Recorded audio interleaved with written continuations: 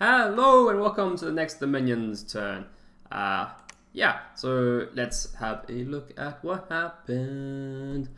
Okay, let's look at the map. So this happened, and that happened, and this happened.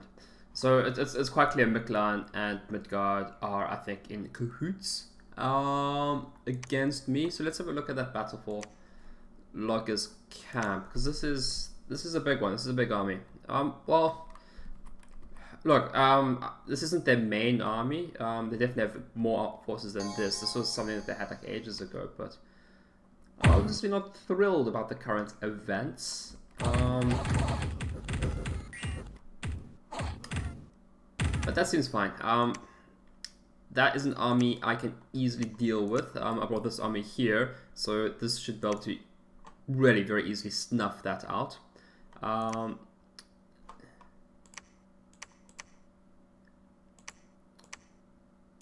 So that's fine. Lost Amelia Groves, which is a little unfortunate. I think this was an event. Yeah. If it goes before here, it's from a ritual spell. I think that's how that works, because ritual spells happen before movement. So yeah, this is unfortunate. A little bit more PD would have solved the situation for me, so that's not great. And then we see a large army from Midgard. No, that's not the large army from Midgard. The large army from Midgard is here in Forlorn Flowers. So they're definitely working in cahoots. Got no messages this turn. So I've been through the turn and I've had a look through it. Actually, let's go through the events first. Captured a whole heap of blood slaves, which is great. This is Utgard doing Utgard things. I was man with his army. That's fine. And then just some scouts doing scout things. An unrest event. This is a nice event. Extra 800 gold. Some noble dude died. That's fine. At least go to the state. Good for me. Yeah, and the fortress in Logger's camp has been breached, which isn't great. What is great is that I have this. I have the province fought up. This is such a high income province, so that it really helps boost the income. So this is a really important province, which is why I'm really going to build a fortress there. I'm flush with cash at the moment. Well, not that flush with cash at the moment. I built in a lab. But the big thing that's happening is I'm sending all my forces here. I'm sending all my forces here, and it's going to be great. This is a huge army. This is much stronger than I think either Midgard or Miklan can muster. So if he stays there, he's just dead. And I feel like I have to do this because the fortress has been breached and I don't want to lose the fort. I'm seeing some blood slaves with the vampires. Something that I didn't realize though was, because I know vampires, because the blood slave's a person, okay? It's not like a gem. So I thought they couldn't fly with blood slaves, but they can fly with blood slaves. I don't know how they fly with blood slaves, but they can. So that's nice. So yeah, doing that, I've got some nice items. I've got the girdle, I've got the shields for reinvigoration, fine shields as well. And they're going to be, Alfred's going to be a Sabbath slave, and everyone else is going to be a Sabbath master. What's great about this is that he has regeneration, so it will be really difficult to reduce his fatigue. He even has the fatigue item, and even if he does die, he's a vampire, so he resurrects. So no major issues there. We've got so many ranges, so this is actually a very, very, very powerful force. And they've got these guys scattered out in the front. These guys do damage to sacreds, so that's great. So individually, or even together, I'm not actually scared of these armies. I think the only vulnerability that I truly have is if they don't give battle. If they just run around and raid, that could cause me serious problems. But I'm also a little bit, I must be honest, I'm a little bit surprised they're coming for me. And the reason is that there are no thrones here. And there are no thrones here. So if they're trying to just gain economic advantage by fighting this army, like, it's just not going to work.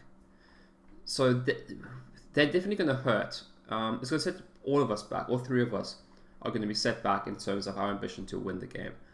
Even though my ambition to win the game is terrible at this point. But strategically, from their perspectives, I think it's bad for them to be fighting me. For it to be a good idea for them to fight me, they have to win quickly. And I'm going to make sure that they don't. So it's bad for them and it's bad for me.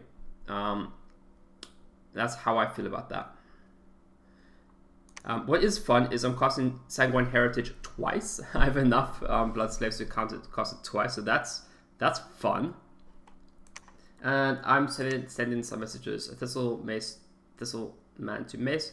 Message to Midgard. Let's do Man first. To complete payment for the fire hat, we include the Thistle Mace for your pleasure and to forge our friendship. Know that the forces of Midgard mass on our borders. We anticipate needing to destroy their army for a second time. It's kind of mocking them. Like, we already killed your army, we'll do it again. A message to Midgard and a message to Midgard. This is the same global message. This is what I've sent. Greetings, neighbors.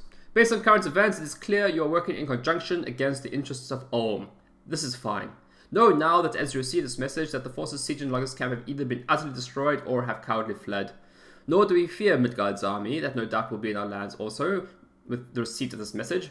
We will gladly destroy Midgard's army for the second time. There are no thrones in our lands, it is only the destruction of your armies that is certain. Know this. Be the first to declare neutrality with Ulm, and the other will be utterly destroyed by our armies.